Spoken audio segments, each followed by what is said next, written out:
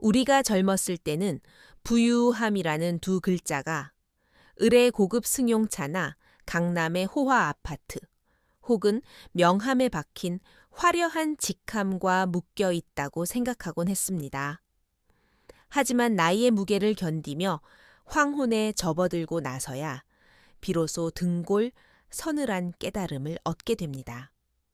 우리 주변에서 진짜로 노년을 평온하고 단단하게 주머니뿐만 아니라 마음까지도 넉넉하게 보내는 사람들은 우리가 젊은 날 상상했던 그 화려한 모습과는 전혀 거리가 멀다는 사실을 말입니다. 오늘 들려드릴 이야기는 은퇴한 어느 선생님의 뼈저린 각성에서 시작됩니다. 그는 평생을 교단에서 학생들을 가르치며 인생의 이치를 웬만큼 통달했다고 자부했지만 은퇴 후 불과 몇 달 만에 평소라면 거들떠보지도 않았을 평범한 시장통 사람들에게서 인생관이 송두리째 뒤집히는 경험을 하게 됩니다. 노년의 부유함이란 젊은 시절 얼마나 많은 돈을 벌었느냐가 아니라 인간의 본성을 거스르는 5가지 특별한 기질을 가지고 있느냐에 달려있다는 사실을 그는 뼛속 깊이 깨달았습니다. 제 이름은 김민석, 올해 66입니다. 서울의 한 공립 고등학교에서 국어교사로 재직하다 퇴직한 지 이제 1년이 다 되어 갑니다. 평생 국어를 가르치며 학생들에게 선비의 기계와 디테일을 강조했고 사람이라면 모름지기 체면과 존엄을 지키며 살아야 한다고 믿었습니다. 저 역시 그렇게 살았습니다. 평생 남에게 아쉬운 소리 한 번 안 했고 비굴하게 고개 숙인 적도 없었습니다. 꼬박꼬박 들어오는 월급과 구청 공무원이었던 아내의 수입을 합쳐 남매를 번듯하게 키워냈고 서울 외곽 신도시에 크지는 않지만 안락한 아파트 한 채도 장만했습니다. 은퇴를 앞두고 연금을 계산해보니 사학연금을 받는 제 몫으로 월 200만 원 정도, 아내의 국민연금까지 합치면 대략 300만 원이 조금 넘는 돈이 되더군요. 자식들은 이미 출가했고 우리 부부에게 큰 지출이 없으니 이 정도면 노후를 안락하게 보내기에 충분하다고 생각했습니다. 그때까지만 해도 저는 제 인생이 참으로 반듯하고 모범적이었다고 자만했습니다. 만년에 이르러 체면을 지킬 수 있는 안전망을 확보했다고 믿었으니까요. 하지만 사람의 일이란 하늘의 뜻을 알 수 없는 법이라더니 그 견고해 보이던 제 자존심에 균열을 낸 건 오랜 동료이자 친구였던 박 선생님의 장례식장이었습니다. 수학을 가르치던 박 선생은 저와 입사 동기였고 평생을 티격태격하며 지낸 친구였습니다. 저보다 2년 먼저 은퇴한 그는 건강 하나는 타고났다며 매일 관악산이며 북한산을 오르고 낚시를 다니는 사진을 SNS에 올리곤 했습니다. 제가 은퇴할 때도 김 선생 이제 백수들의 천국에 온 걸 환영하네 라며 농담을 던지던 그였습니다. 그런데 불과 반년 만에 들려온 소식은 부고장이었습니다. 간암 말기 판정을 받고 손을 쓸 새도 없이 4개월 만에 세상을 떠난 겁니다.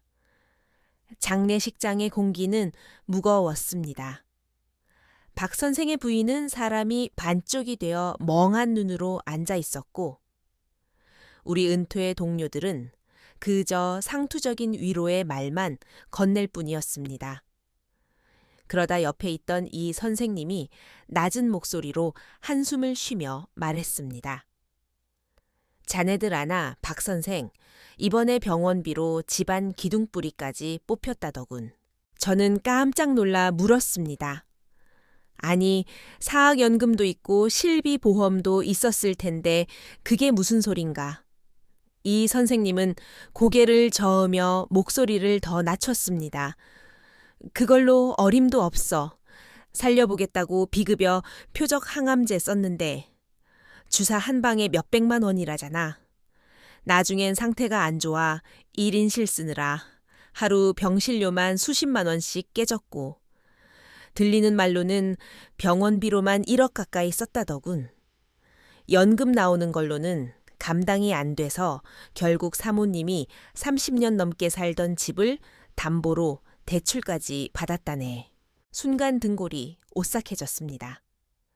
장례식장의 에어컨 바람보다 더 차가운 한기가 느껴졌습니다.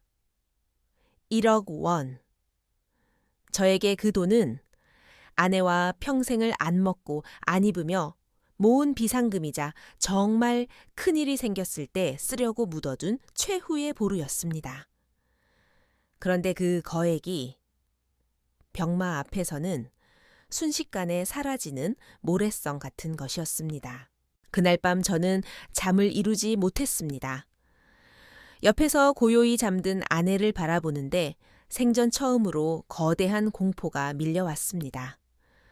월 300만 원 남짓한 연금 평소엔 넉넉해 보였지만 만약 내게도 박 선생 같은 일이 닥친다면 건강보험이 적용되지 않는 신약이 필요하다면 나의 그 고상한 체면과 존엄이 질병과 병원비 청구서 앞에서 얼마나 초라한 농담거리가 될지 상상만 해도 끔찍했습니다.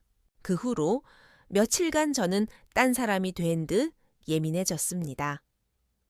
뉴스에서 노인 빈곤이나 요양병원 리포트가 나오면 가슴이 덜컥 내려앉았고 마트에서 돼지고기 가격이 조금만 올라도 한 달 생활비를 다시 계산하며 전전긍긍했습니다. 아내가 말을 걸어도 건성으로 대답하며 머릿속으로는 온통 돈 생각뿐이었습니다. 결국 아내가 참다 못해 저녁 식사 후 과일 접시를 내밀며 조용히 말했습니다. 여보, 무슨 걱정 있어요? 박 선생님, 장례식 다녀온 뒤로 계속 넋 나간 사람 같아요. 저는 한숨을 내쉬며 마음속에 엉겨붙은 공포와 불안을 털어놓았습니다. 평생 열심히 살았는데 막판에 아플 권리조차 없는 현실이 너무 무섭다고 말입니다. 아내는 묵묵히 듣더니 서랍에서 전단지 한 장을 꺼내 주었습니다. 당신 생각이 너무 많아서 그래요. 몸을 안 움직이고 집에만 있으니까 불안한 생각만 들지. 여기 구민회관 2층에 노인 장기 바둑 동호회가 생겼대요. 무료라니까 가서 바둑이라도 좀 두고 와요. 혼자 끙끙 앓는 것보다 사람 구경하는 게 나아요. 처음엔 거절하려 했지만 아내의 걱정, 어린 눈빛을 이기지 못해 다음 날 오후 저는 억지로 구민회관 2층으로 향했습니다. 조금 어둑한 조명 아래 오래된 믹스커피 냄새와 낡은 나무 냄새, 그리고 노인들의 땀 냄새가 섞인 묘한 공기가 흐르는 곳이었습니다.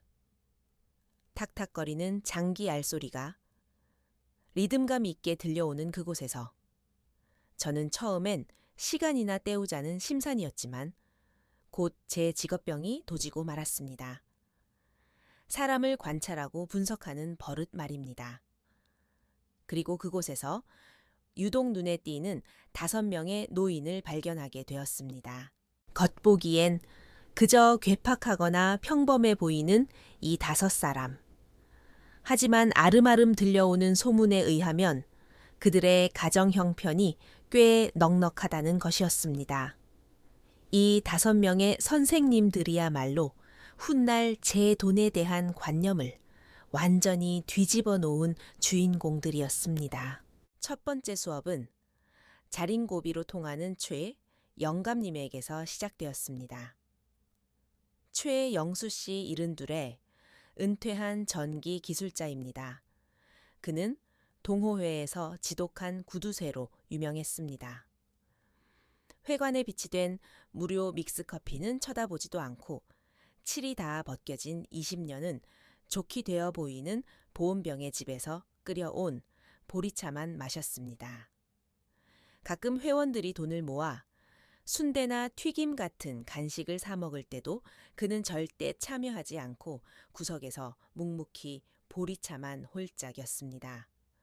목이 다 늘어난 티셔츠 차림에 그를 보며 저는 속으로 경멸했습니다. 늙어서 저렇게까지 궁상맞게 살 필요가 있나. 죽을 때 돈 싸 짊어지고 갈 것도 아닌데. 그런데 한여름 에어컨 사건이 터졌습니다. 회관에 있던 낡은 창문형 에어컨이 탱크 지나가는 소리를 내더니 푹 꺼져버린 겁니다. 찜통더위에 회원들은 부채질하며 아우성이었습니다. 동호회 회장을 맡은 전직 통장님이 땀을 닦으며 말했습니다. 이 고물 드디어 운명하셨네. 구청에 말해봤자 예산 타령만 할 테니 우리끼리 돈 모아 하나 장만합시다. 요즘 나오는 스탠드형 에어컨 견적을 뽑아보니 130만 원 정도. 회원 20명이 6, 7만 원씩만 거두면 해결될 일이었습니다. 다들 찬성하는 분위기였는데 초에 영감이 고개를 저으며 특유의 느릿한 말투로 제동을 걸었습니다. 바꿀 필요 없어. 내가 고칠 수 있어. 순간 정적이 흘렀습니다. 회장이 난처한 표정으로 말했습니다. 아이고, 최, 영감님, 이게 퓨즈 하나 간다고 될 일이 아니에요.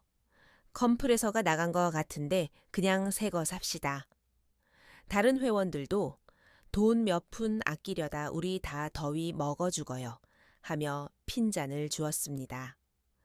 저도 속으론 돈 내기 싫어서 저러는구나 라며 혀를 찼습니다. 하지만 초의 영감은 아랑곳하지 않고 낡은 가방에서 드라이버와 테스터기를 꺼내 에어컨을 뜯기 시작했습니다. 다들 어디 한번 해봐라 하는 심정으로 지켜보았죠. 다음 날 회관 문을 열었을 때 저는 깜짝 놀랐습니다. 시원한 냉기가 얼굴을 감쌌기 때문입니다. 그 고물 에어컨이 조용하게 그리고 쌩쌩 돌아가고 있었습니다. 회장이 엄지손가락을 치켜으며 말했습니다. 김 선생님? 최 영감이 어제 혼자 4시간을 끙끙대며 씨름하더니 결국 청계천 공구 상가까지 가서 10,000원짜리 부품 하나 사다가 고쳐놨어. 새 것보다 더 시원해. 회원들은 130만 원 굳었다며 최 영감을 칭찬하기 바빴고 최 영감은 그저 쓸 수 있는 걸 왜 버려 라며 담담히 웃을 뿐이었습니다. 저는 얼굴이 화끈거렸습니다. 그가 아낀 건 자신의 6만 원이 아니라 우리 모두의 130만 원이었으니까요. 하지만 진짜 충격은 며칠 뒤였습니다.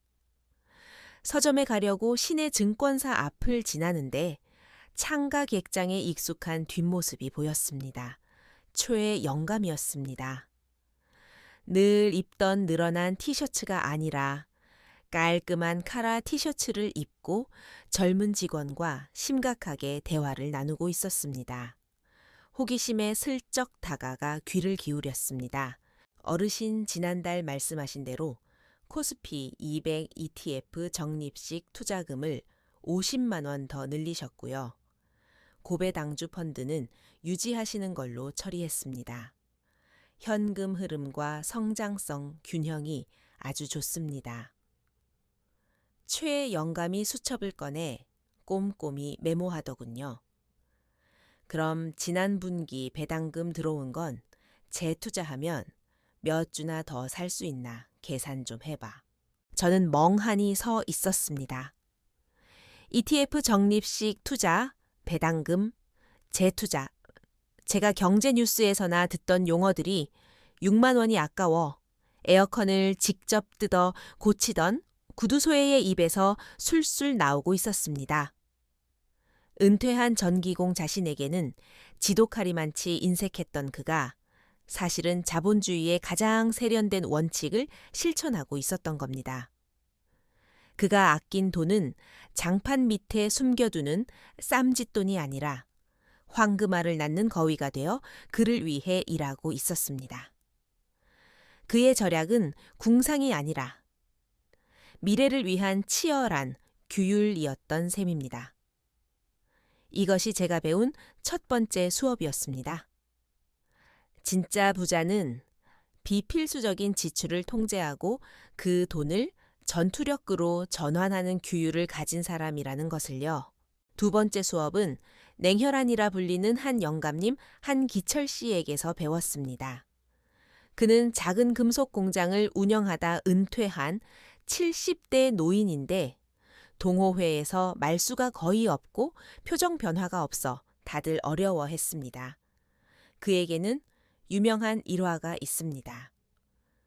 조카가 사업에 망해 빚쟁이들에게 쫓길 때 조카 며느리가 집 앞에 찾아와 무릎 꿇고 빌었는데도 문전박대하고 단돈 10원도 내주지 않았다는 이야기입니다. 사람들은 그를 두고 피도 눈물도 없는 노인네라며 수군거렸습니다. 어느 날 술 냄새를 풍기는 30대 남자가 회관에 들이닥쳐 한 영감의 장기판을 엎어버리는 사건이 발생했습니다. 한기철 씨, 당신이 삼촌이야. 이번에 딱 일 500만 원만 융통해주면 내가 제기할 수 있다는데 그걸 모른 척해. 내가 귀신이 돼서라도 당신 가만 안 둬. 그 남자는 한 영감의 조카였습니다. 사람들이 뜯어말려 쫓아낸 뒤 한 영감은 묵묵히 바닥에 떨어진 장기알을 주워 담으며 상대방에게 계속합시다 라고 말했습니다. 그의 얼굴엔 분노 대신 깊은 피로감만 서려 있었습니다. 나중에 한 영감의 고향 친구인 최고령 회원 박 어르신께 자초지종을 들었습니다. 사람들이 몰라서 그래. 저 조카 한 영감이 친자식처럼 키웠어. 처음에 쇼핑몰 한다고 5천만 원 해먹고 식당 한다고 또 3천만 원 가져가서 날려 먹었지. 다 한 영감 노후 자금 깨서 준 거야. 이번에 또 무슨 코인인가 뭔가 한다고 돈 달라는데 이번엔 한 영감이 독하게 마음 먹은 거지. 나한테 그러더군.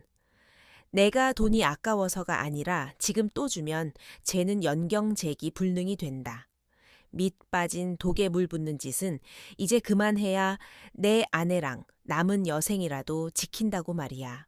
그 이야기를 듣고 한 영감의 무표정한 얼굴을 다시 보니 그것은 냉혹함이 아니라 가족의 공멸을 막기 위해 쌓아 올린 방화벽이라는 걸 깨달았습니다. 한국 정서상 가족의 부탁을 거절하기란 얼마나 어렵습니까? 하지만 그는 알았던 겁니다. 사랑이라는 이름의 착취가 시작될 때 단호하게 선을 긋지 않으면 모두가 익사한다는 사실을요. 두 번째 부자의 조건은 바로 가족이라 할지라도 내 재무 안전을 위협할 때는 감정의 방화벽을 칠 줄 아는 용기였습니다. 세 번째는 한량으로 통하는 윤 영감님, 윤석훈 씨입니다. 그는 앞선 두 사람과는 정반대였습니다. 오디오를 바꿨네, 와인 동호회에 가입했네 하며 돈을 펑펑 쓰는 것처럼 보였습니다. 특히 사진에 미쳐 있어서 들고 다니는 카메라와 렌즈 가격만 해도 소형차 한 대 값은 좋게 되었습니다. 저는 그를 보며 젊어서 돈 좀 벌었나 본데 저렇게 쓰다간 말년에 쪽박차기 딱 좋다고 생각했습니다. 어느 날 그가 수백만 원짜리 새 렌즈를 자랑하길래 제가 속으로 혀를 찾는데 얼마 후 그에게서 문화회관 개인 사진전 초대장을 받았습니다. 아마추어의 돈 자랑이겠지 하며 의례적인 마음으로 갔다가 저는 충격을 받았습니다. 아이슬란드의 오로라부터 남미의 풍경까지 그의 사진은 프로 작가 뺨치는 수준이었습니다. 전시장에는 판매 완료를 알리는 빨간 스티커가 꽤 많이 붙어 있었고 작품 가격도 수십만 원에서 100만 원을 호가했습니다. 심지어 그곳에서 유명 여행 잡지 편집장이 윤 영감에게 선생님, 이번 남프랑스 사진 너무 좋습니다. 다음 호 표지로 쓰고 싶은데 원고료는 내일 입금해 드리겠습니다. 내년엔 저희 독자 투어 사진 강사로 좀 모시고 싶습니다. 라고 제안하는 걸 목격했습니다. 윤 영감은 단순한 소비를 한 게 아니었습니다. 그는 자신의 취미와 열정에 투자하여 나이 들어서도 돈을 벌어들이는 생산적인 자산으로 만들고 있었던 겁니다. 그는 은퇴자가 아니라 현역 크리에이터였습니다. 이것이 세 번째 깨달음이었습니다. 진짜 부자는 자신의 열정을 지속 가능한 소득으로 전환할 줄 아는 창조자라는 것입니다. 네 번째 인물은 순둥이 정 여사님, 정미숙 씨입니다. 늘 웃는 얼굴로 남의 이야기에 맞장구만 치고 주식이나 부동산 이야기만 나오면 어머, 난 그런 거 하나도 몰라요. 우리 아저씨랑 아들이 알아서 해요. 라며 물러서는 분이었습니다. 우리는 그녀가 전형적인 세상 물정 모르고 남편 그늘에 사는 주부라고 생각했습니다. 하지만 어느 날 우연히 복돼서 그녀의 통화 내용을 듣게 되었습니다. 김 팀장님, 지난번 추천하신 브라질 채권 펀드 말인데요. 아들과 상의해 봤는데 우리 집 포트폴리오의 원금 보전 원칙에 비해 리스크가 너무 커요. 우리는 공격적인 자산 비중을 전체의 15% 미만으로 유지하기로 정했잖아요. 이 상품은 그걸 넘어서게 돼요. 그러니 이번 건은 진행하지 않겠습니다. 앞으로도 우리 원칙에 맞는 상품만 선별해서 연락 주세요. 통화를 마치고 뒤를 돈 정 여사님은 저와 눈이 마주치자 다시 그 온화한 미소를 지으며 어머, 김 선생님 가세요 라고 인사했습니다. 저는 소름이 돋았습니다. 원금 보전, 리스크 관리, 포트폴리오 비중. 그녀는 결코 멍청한 순둥이가 아니었습니다. 그녀는 자잘한 시세의 변동이나 잡다한 정보는 전문가 아들과 PB에게 위임하되 가장 중요한 원칙과 방향성은 본인이 꽉 쥐고 있는 현명한 회장님이었던 겁니다. 그녀의 모른다는 말은 쓸데없는 정보에 휘둘리지 않겠다는 선택적 무시였습니다. 네 번째 부자의 특징은 핵심 원칙만 쥐고 세부 사항은 위임할 줄 아는 현명한 관리자였습니다. 마지막 다섯 번째 저에게 가장 큰 충격을 준 인물은 이 옥자 할머니였습니다. 71인 이 할머니는 매일 새벽 시장에서 직접 담근 김치와 반찬을 팔고 오후에는 맞벌이 부분의 아이를 봐주는 일을 했습니다. 저는 그녀가 생계가 어려워 저 나이 되도록 고생한다고 생각해서 항상 안쓰럽게 여겼습니다. 어느 날 갑자기 소나기가 쏟아지던 오후 시장에서 좌판을 정리하던 할머니를 도와드린 적이 있습니다. 비를 피해 들어간 순대국밥집에서 뜨끈한 국밥을 사주시며 할머니가 불쑥 물었습니다. 김 선생님, 내가 불쌍해 보이죠? 제가 당황해서 얼버무리자 할머니는 껄껄 웃으셨습니다. 다들 그래요. 하지만 난 내가 아주 부자라고 생각해요. 나 이 반찬 장사로 한 달에 200만 원 넘게 남겨요. 웬만한 젊은 애들 월급이죠. 하지만 돈보다 더 중요한 게 있어요. 그녀는 자신의 단단한 팔뚝을 보여주었습니다. 내 친구 순심이 아들이 용돈 줄 테니 편히 쉬라고 하리 해서 가게 접고 집에 들어앉은 지 2년 만에 당뇨에 고지혈증 와서 지금 병원에 누워 있어요. 병원비로만 매달 100만 원씩 깨진대요. 근데 나는 봐요. 매일 새벽에 일어나 움직이고 사람들 만나서 떠드니까 1년 내내 감기 한 번 안 걸려요.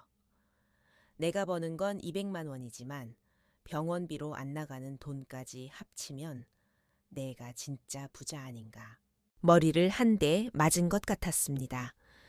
노동이 곧 건강보험이자 질병이라는 가장 큰 비용을 막아내는 방패였던 겁니다.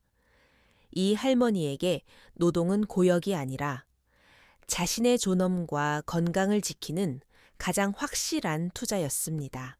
그날 밤 저는 수첩을 꺼내 이 5사람의 이야기를 정리하며 적어 내려갔습니다.